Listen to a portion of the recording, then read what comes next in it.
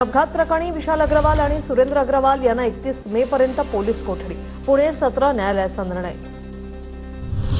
Sassoon रुग्णालयातील गैरप्रकाराच्या चौकशीसाठी नेमलेल्या चौकशी समितीचा बिर्याणीवर ताव. पुण्यातील प्रसिद्ध ब्लू नाईल बिर्याणीवर ताव मारत चौकशी. बिर्याणी मेजबानीची पुण्यात जोरदार चर्चा.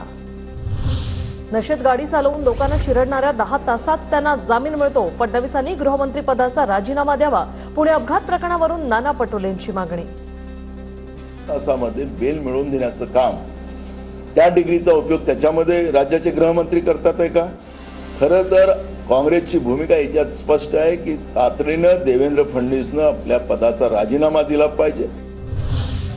पुणे अपघात प्रकरणी अल्पवयीन आरोपींच्या मित्राचा पुणे पोलीस नोंदवणार जबाब. पार्टीच्या दिवशी काय झालं, अपघात कसा झाला याची चौकशी होणार. पुण्याच्या आयुक्तांना अजित पवारांनी फोन केला होता का? अजित पवारांची नार्को टेस्ट करा, अंजली दमानिया यांची मागणी. ज्या मुद्द्यांवर आता स्पष्टीकरण पाहिजेत, मला तर असं वाटतं अजित पवारांचा फोन सुद्धा जप्त झाला पाहिजे आणि खरं तर त्यांची नार्को टेस्ट पण झाली पाहिजे. कारण काल ते जे बोलत होते ते अतिशय खोटं, दादांत खोटं होतं. त्यांनी डेफिनेटली त्यांना वाचवण्याचा प्रयत्न केला.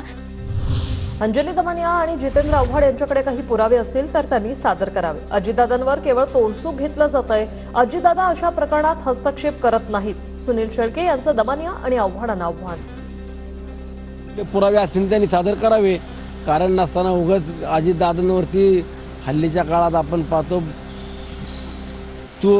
तोंडसूक घेण्याचा बरेच जण प्रयत्न करतायत.